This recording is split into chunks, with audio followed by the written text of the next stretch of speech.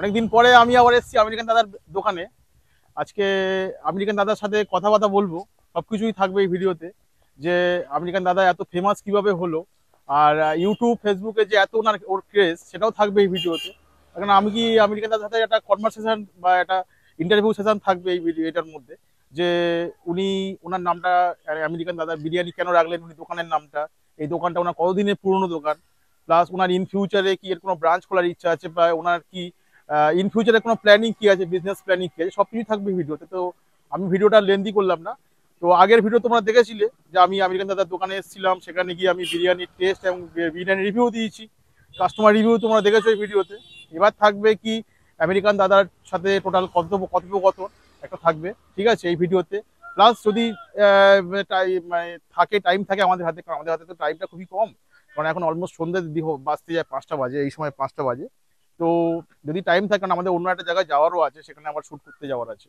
তো দেখি যদি টাইম হয়, তো তাহলে আমি অন্য কোনো যদি কোনো আইটেম বা রেসিপি থাকে সেটা আমি ট্রাই করবো, সেটাও থাকবে এই ভিডিওতে। তো তার জন্য এই ভিডিওটাকে স্কিপ না করে কিন্তু দেখতে হবে। তো তোমাদের জন্য ছোট করে একটা ইন্ট্রোটা দিয়ে দিই। হ্যালো বন্ধুরা, welcome to my YouTube channel let's begin with Ritam. নতুন একটা ভিডিওতে সবাইকে স্বাগত।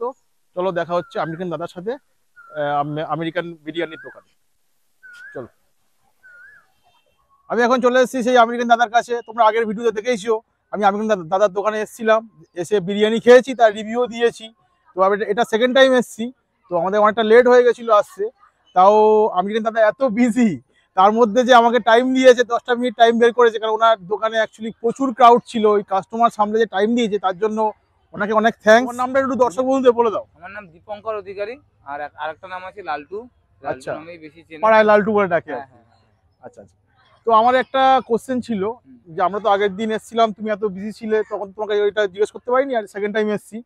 তোমার দোকানের নামটা আমেরিকায় দেখেছো, অনেকে অনেক কিছু কমেন্ট করে। যে এই রিসেন্ট আমি একটা ভিডিও দেখছিলাম, যে অনেকে কমেন্ট করেছে যে তুমি নাকি আমেরিকায় নাকি থালা বাসন মাজতে। তাদের উদ্দেশ্যে তুমি কি বলতে চাও?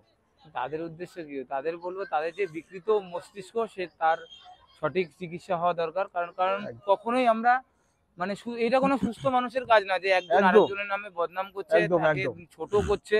আর বিশেষ করে তো একজন ব্যবসায়ী, যারা আমি যতদূর জানি ওনার একটা বিরিয়ানির দোকান আছে, তো এটা কাম্য না যে একজন বিজনেসম্যানকে এই ধরনের কথা বলতে পারে, বা একজন মানুষের নামে এরকম কথা বলতে পারে। তো আমার মনে হয় ওনার কিছু চিকিৎসার দরকার আছে। উনি, আমার মনে হয়, জানি না উনি কেন বলেছেন, সেটা উনি ভালো করে জানবেন। সে তো অবশ্যই না, যেন সুস্থ মানুষ এই ধরনের কথা বলতে পারে।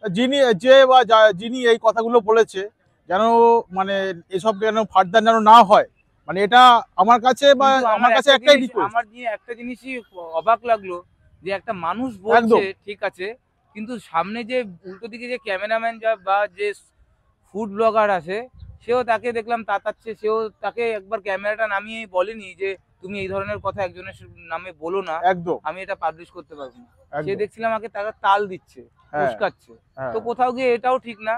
আমরা প্রত্যেকে যে যার কাজটা করছি সম্মানের সাথে করছি, কোথাও গিয়ে সেই সম্মানটা আমার রাখাটা, আমার মনে হয় সবাই যে যার প্রফেশনে আছে, সবাই সবার দিকে হ্যাপি।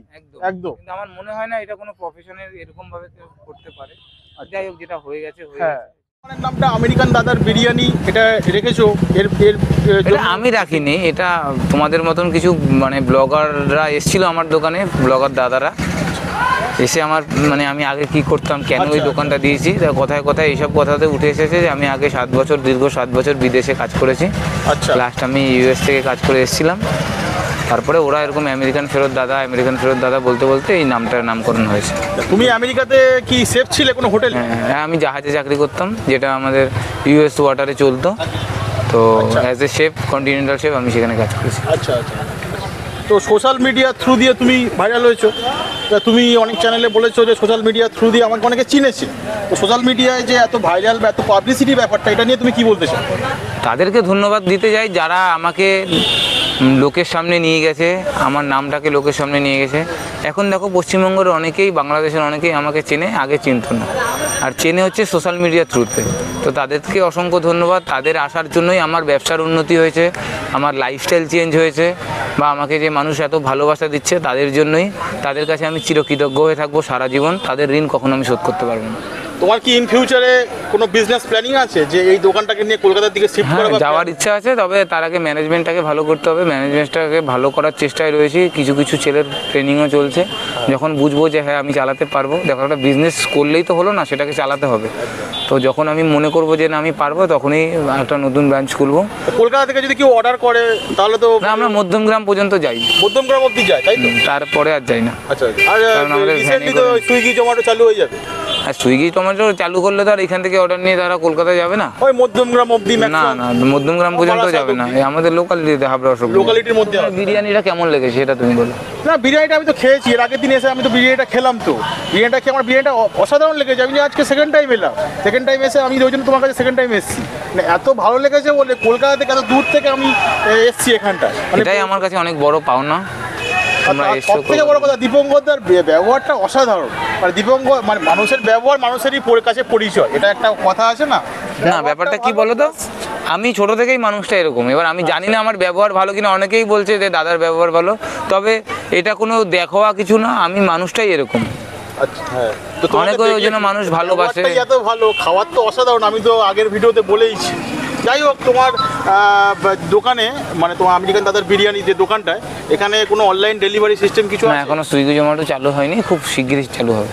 আচ্ছা আচ্ছা, তো ক্যাটারিং এ কোনো বা পার্টি অর্ডার এলে তখন হ্যাঁ তুমি provide করি, করো? কিন্তু আমরা বাড়িতে গিয়ে করি না, আমরা এখান থেকে করে পাঠিয়ে দিই। আচ্ছা আচ্ছা, তার জন্য তোমার ওই নাম্বারটা এবার হ্যাঁ, নাম্বার- 6295975556। এই নাম্বারটা ডেসক্রিপশন বক্সেও থাকবে, তোমরা যদি চাও দাদাকে কোনো পার্টি অর্ডার বা কোনো কিছু ক্যাটারিং এর জন্য, তাহলে তোমরা কিন্তু ফোন করে অর্ডার করতে পারো, ঠিক আছে? বড় বড় পার্টি অর্ডার থাকলে তো সেখানে তোমরা দিতে পারবে, তাই তো? একদম একদম। হ্যাঁ। তো যাই হোক, উনি এতটা ব্যস্ততার মধ্যে এত কাস্টমার হ্যান্ডেল করে আমাদেরকে যে টাইম দিয়েছে, তার জন্য দাদাকে অনেক ধন্যবাদ, অনেক থ্যাঙ্কস।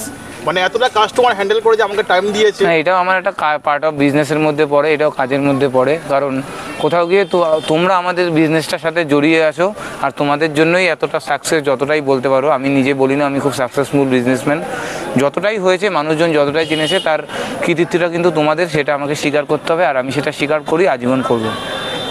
যাই হোক, যদি ভিডিওটা ভালো লেগে থাকে তারা লাইক, শেয়ার অ্যান্ড সাবস্ক্রাইব করে দিও। আর নতুন নতুন যারা দেখছো তারা কিন্তু অবভিয়াসলি ভিডিওটা সাবস্ক্রাইব করে দিও। আর একটু বলে দাও আমার চ্যানেলটা। দাদা চ্যানেলটা একটু ফলো করে দিও, যাতে নতুন নতুন খাবারের সন্ধান তোমাদের তুলে ধরতে পারে, আর নতুন নতুন কন্টেন্ট তোমাদের সামনে নিয়ে আসতে পারে। দেখা হচ্ছে নেক্সট কোনো একটা ভিডিওতে। Till then, tata, bye bye, ভালো থেকো।